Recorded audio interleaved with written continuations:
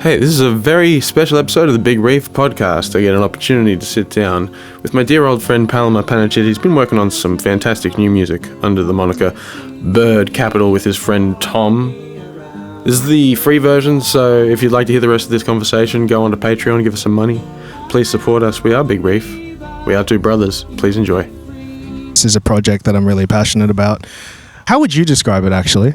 Like, from what you've heard? It's challenging to describe, and all I know is that what you do is beautiful and doesn't seem to discriminate across genres or styles. It's quite like it embraces all production styles and all styles of music and all approaches to vocal delivery and guitar delivery and mixing, and it's very modern. I think it's postmodern. I think it's quite futuristic and not quite like anything I've heard before. I keep nodding, but I just realized that doesn't translate. It doesn't translate to the microphone. Yeah. I'll put in a bunch of yeah. If you just say yeah once, I'll just duplicate that across the whole interview. Yeah, That's the one. Yeah, that's the one. Take that one. Yeah, we'll take that one. But I mean, yeah, for me, it. And again, this is one of the times where I wish Hayden was here, because he's very good at describing sound in terms of, color and aesthetics and things like that. Right. I can only do it in how it made me feel, which or the environment that it put me in. It was quite a.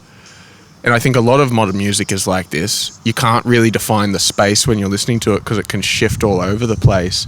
And I think what was interesting about this song, could you tell me the name of the song that that you sent me? It's come out as a single, hasn't it? It has come out as a single. It's the title track from our upcoming album, The Hour Between, and it's called Hour Between without the. Oh, okay. A little bit of a, I don't know, just a distinguishing factor there.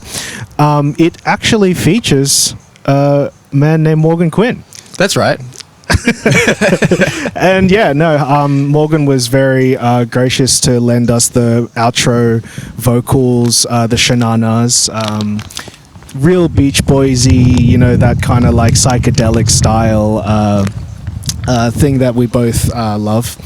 And he also played some guitar on it as well, and those are sort of hidden within the multitude of layers that are on that track. It's called. And so you say it's our song. Yeah. So that suggests that you're not the only person at the helm of this production or the album or the project, Bird Capital. For this album, it's called The Hour Between by Bird Capital and Tom Benter. Okay. Tom Benter is a young producer that I've been working with recently on this project. I wanted to get more ambitious with the amount of live instruments that could be played on a record. I reached out to Tom knowing that he was fully capable of that. We're friends. Our friendship only grew throughout the project, and he just contributed more and more and more to the point where it just became this meeting of the minds, I guess. So how did you meet him? How did I meet him? We were working on a project that didn't come out for a rapper a couple of years ago, sort of around COVID era.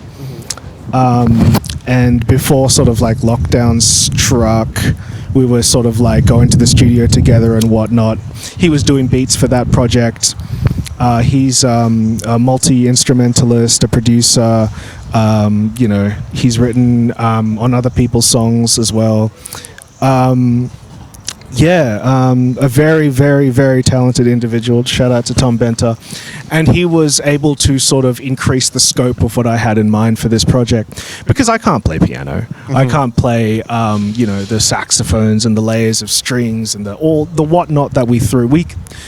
When you hear the album, we threw the kitchen sink at it. Yeah. This is unlike any project I've ever been involved in, with the breadth of instrumentation, the way that it's structured, and it's a whole thing. It's a whole thing. It's the song you sent me was incredible, and I only listened to it the one time, and actually what I was going to do tonight was talk a bit, and maybe a bit later we'll go on to this, and I'll listen to it again and then we can talk about it a bit more, because my memories of it are just the visceral feelings of it. The Sure. actual memory of recording on it and contributing to it are quite vague to me. But what I do remember about it is that it's not it's not reaching for lots and lots of different chordal ideas. It's sort of focused within maybe one or two chord progressions and looking at those from different instruments, looking at them from different sound palettes, and so then towards the end, I literally forgot that I was on the song when I was listening to it and heard my voice, and that was quite jarring. It took me out of it, but it was nice to see, like, oh, I see now where that fits in. It's this, you know, whatever, Beach Boys-ish, Hawaiian sort of, Totally. I mean, you know, like relaxing look at those same chords. So you were able to express so many different emotions through the same material, Right. the same like foundational melodies and chords and rhythms, but look at it from different. I don't even know how long the song was. It could have been 30 seconds. It could have been 10 minutes. You know. I mean, one of the tenets that Tom and I sort of decided upon early for this album was we wanted to represent. I mean, it's called The Hour Between. We wanted to represent liminal space and like how things can be in between those defined things as we see. So that's why I think it is the way that it is. I think that's why the album is the way that it is, where it's like, it's not so much a jump, because I feel like when you listen to the song, it feels natural within the context of like how the song progresses. It's not like, oh, we're gonna do a break here and then we're gonna do like a punky thing Exactly, here. And yeah. then, no, It all flows, It yeah. all flows, and that's because it finds the commonalities in these very disparate spaces. Yeah. Is that indicative of the rest of the album? Is that like, if I was to listen to the album, would I be like, every song not is the same, but explores that same sort of philosophy of like, you know, this, am I going to hear an acoustic song and then am I going to hear like a punk song and then I'm going to hear this like mashup of things? Or is it like each song is sort of exploring or not set to a specific genre? Yeah, I think it's definitely the latter. Like each song is like a chapter in a book, I would say. I think that's like the best way that I've sort of internalized what's happening on this album. Yep. And that was very purposeful. Like that was an idea from the outset. I've always been a guy who loves albums first and foremost. Yeah. That is my that's what I love about music at the highest level. Yeah. I think that my favorite musicians have always been those who create great albums, great bodies of work. You know, off the top of my head, like Kendrick Lamar. Yeah. And, you know, that's why in this album, I would say, yeah, the songs are like chapters in a book, but they're the same book, they're the same story, even if they're approached in different ways, and even if they change and slip and challenge the narrative or further the narrative or stop the narrative. Like it just keeps going within itself and not in a try hard way. Is it a concept album? Is there a story? Is there a through line? Or is it more that you yourself can see all the ways that it's connected? And also, follow-up question, is it exactly 1 hour long? Actually, it's like approximately half an hour long. But no, it is a concept album. I don't want to give away the concept. I want people to sort of arrive at whatever they feel like it is. But I'll give you a hint. It's not a love story. I'll say that straight off the bat. Okay. Because I feel like the way that I sort of address the listener when I use a lot of yous in lyrics, like that can throw people off to make them think that I'm addressing somebody Yep. or I'm addressing the listener themselves. Sometimes it is, sometimes it's the embodiment of an idea, sometimes it's a personification. Yeah, it switches. A trite question, but lyrics or music first? And, you know... So I think you sent me some demos. Maybe it was this album. Maybe it was a totally discarded album. But I think you're a perfectionist, somebody who is not satisfied with okay, and also not satisfied with it was perfect, but now my tastes have changed and it needs to be perfect again. So let's do something new. Because, like, why should somebody hear something that I don't anymore resonate with or doesn't feel relevant in the cultural zeitgeist? And so I'm interested in, like, is this material going back to, I want to say, like, a couple of years at least ago that I heard that stuff that was incredible at that time? Is this still the stuff that you've been combing over? And follow-up question, lyrics or music first? Damn. You got me in the Ouroboros, or whatever, however you pronounce that. I'm just going to answer the lyric or music question first. Yeah. I don't know. Yeah. I don't know. Yeah. I think it happens all at the same time. Like you just mentioned, like it just... I don't have a specific nailed down process. Yeah. But I did have, like, for this album, I strongly felt the concept of it, and I used that as my guiding light. Okay. So, yeah. So anytime you would have a question, like, I think of creative things as, what's the answer to this question? What am I trying to do right now? Right. Why? You know, and Right, sometimes right. there's no answer. Sometimes there's no question, so I don't do anything. But yeah, no, it sounds like you've got something to go back to. You've got a concept. You've got a full thing that you're returning to.